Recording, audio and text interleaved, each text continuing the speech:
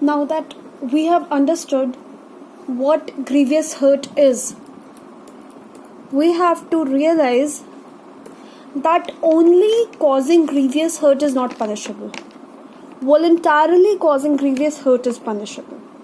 So when we see this word, voluntarily causing grievous hurt, we need to go to another section, that is section 322, which tells us what is voluntarily causing grievous hurt.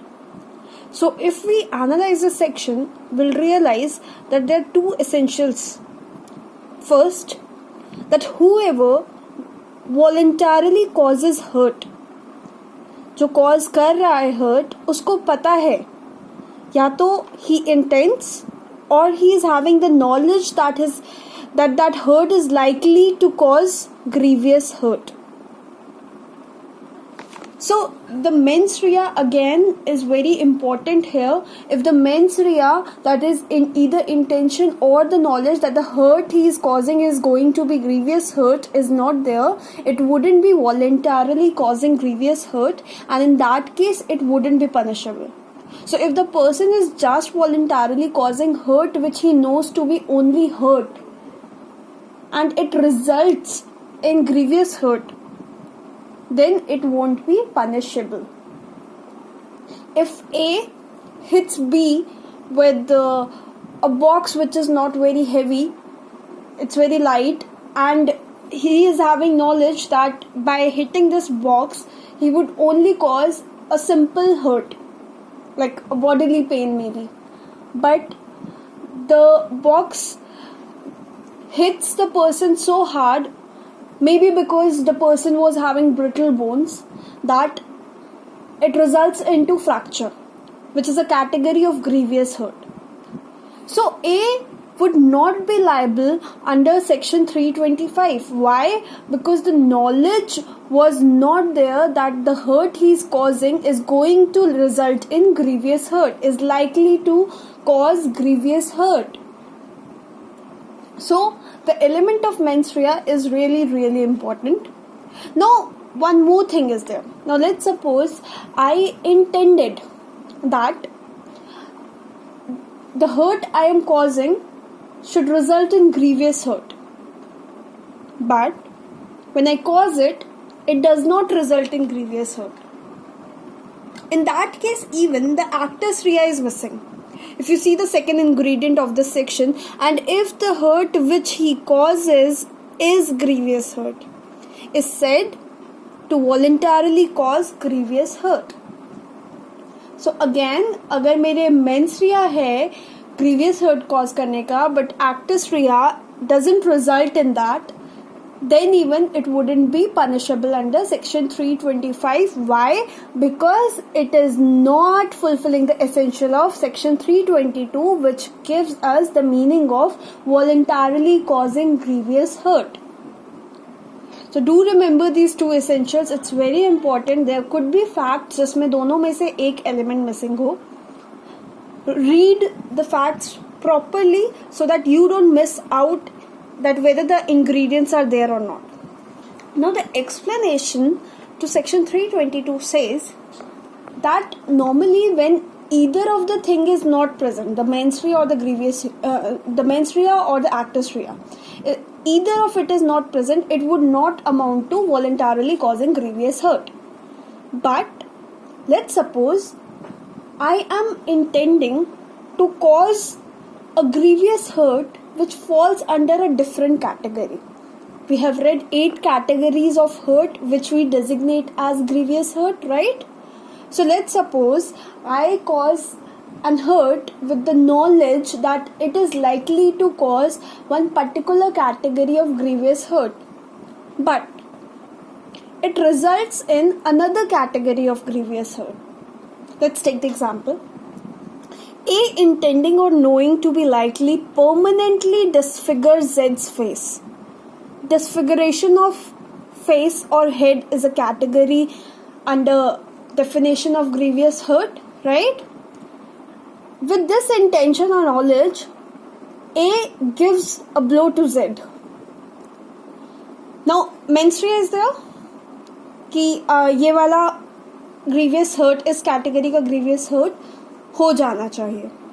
But that what happens which does not permanently disfigure Z's face. जो intended grievous hurt की category थी वो नहीं होती है. क्या हो जाता है? But causes Z to suffer severe bodily pain for the space of 20 days. Now this is another category of grievous hurt, but it is still a grievous hurt. In this case, even A would have been said to voluntarily caused grievous hurt. So this we observe from this explanation. इस explanation में बहुत clearly कहा गया है that if intending or knowing himself to be likely to cause grievous hurt of one kind, but actually causes grievous hurt of another kind, then even the person would be said to voluntarily cause grievous hurt. So don't get confused with the categories. If the only requirement is that he intended to cause grievous hurt, even if it is of one category, and it causes grievous hurt, even if it is of other category, it would be said to cause voluntarily causing grievous hurt. I hope I am clear. Now, what happens when grievous hurt results in death? When grievous hurt results in death, now there arises a problem. There is a very thin line between culpable homicide and grievous hurt at times. Why? Because there is this one category which says the hurt inflicted only endangers life.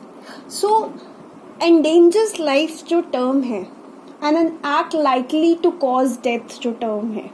So both of these terms are having a very thin line. So in this case, there's a lot of confusion. So how we realize that whether it is a grievous hurt or culpable homicide? We look at the intention of the person causing the grievous hurt. If it results in death. If it doesn't result in death, that is another thing. But if it results in death, then we'll see the evidences, we'll see the facts in such a manner that what was the intention, whether the intention was to cause grievous hurt or to cause death. So through that intention, we'll realize it, and if the intention was to cause grievous hurt, the hurt inflicted was only to endanger life and not cause death, then the person would be punishable for voluntarily causing grievous hurt, not culpable homicide. Clear? So don't get confused when the death happens that it is now going to fall into complete category of culpable homicide. You have to see what was the intention. Even when it results in death, it could be punished under section 325. Okay? Now, we will first study. I told you when I was talking about the definition of grievous hurt, where the category was disfigurement of face and head, that acid attacks could be included in that category and was being included in that category for a long term. But when the acid attacks rate increased, there was a committee, Justice Verma's committee. This committee recommended that acid attack should be punishable as a separate offence. It is a graver offence. So an aggravated offence was added by the Criminal Law Amendment Act 2013 in IPC, and there was other amendments also made at this time. We are not going to talk about it right now. We'll just focus on acid attacks. Now 326A and 326B was added by this amendment. Both of the sections deal with acid attacks. 326A deals with the punishment for throwing or administering any acid or any substance which has a corrosive nature, जो कि जला सकता है इंसान को, जो कि deform कर सकता है उसका फेस या बॉडी, या फिर डैमेज कर सकता है उसका फेस. अगर ऐसी कोई भी चीज़ कोई भी पर्सन थ्रो या एडमिनिस्टर करता है, तो फिर in this case the person would be punishable for an imprisonment that is not less than 10 years and may extend to life imprisonment. So the minimum sentence is imprisonment for 10 years and the maximum sentence is life imprisonment. For what? For acid attack. For throwing or administering acid on another person and सिर्फ फेंकना नहीं है and causes damage or deformity, ये भी result होना चाहिए, तब इस category में form करेगा and then the person would be punished with the given punishment. So the definition of acid is that any substance which has a corrosive nature. What it includes? Normal Harpic जो होता है, जो toilet acid पहले मिलता था, अब market में नहीं मिलता है. पहले टॉयलेट साफ करने के लिए लोग एसिड की बॉटल खरीदते थे. Now it is not available in market without proper guidelines and proper requirements to be fulfilled. Bleach, all these things which can harm or deform the face, all these things falls into the category of acid. That is like a corrosive substance basically. Now 326A एक और चीज़ करता है. अब 326A में जो fine आएगा जब हम फाइन चार्ज करेंगे, नॉर्मली जो फाइन होता है वो कोर्ट रखती है, but in this case particularly the fine collected would be granted as compensation for the medical expenses to the victim. Okay, so this is one extra feature, a unique feature of this section. Now the next 326B is an attempt to throw acid. Attempt के लिए punishment दी गई है with imprisonment of up to 7 years but not less than 5 years. So minimum sentence is imprisonment of 5 years and maximum sentence is imprisonment of 7 years. So this is dealt under 326B. 326A and B are very important sections. You have to remember the name of the committee. You have to remember the Amendment Act, Criminal Law Amendment Act 2013. All these things are important. Now the question arises, why 326A and B? Why not anywhere else? We can very clearly see that ये जो है disfigurement वाला जो portion है ये 325 के under punishable हो सकता था. Now 326 deals with voluntarily causing grievous hurt by dangerous weapons. So acid can be considered to be a dangerous weapon, and after that this section is added. एक relevance होता है जहाँ पे अमेंडमेंट ऐड करी जाती है. See that link, understand that link. Okay, let's proceed further. We are done with acid attack. Now there are some more sections, hurt and grievous hurt के, हम उन पे ध्यान देंगे अभी थोड़ा. पहले hurt के देख लेते हैं because I left it for the end. Now these are the sections जहाँ पे कहीं कहीं voluntarily causing hurt के साथ एक additional चीज़ ऐड हो रही है, जैसे voluntarily causing hurt by dangerous weapons or means, that is dealt under section 324. To extort property or to constrain to an illegal act. Property extort करने के लिए या constrain करने के लिए कोई illegal act को अगर हम cause कर रहे हैं hurt voluntarily, तो वो section 327 के अंडर अलग से punishable होगा.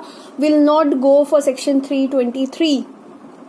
Similarly, voluntarily causing hurt by means of poison with intent to commit an offense, that is separately punishable under section 328.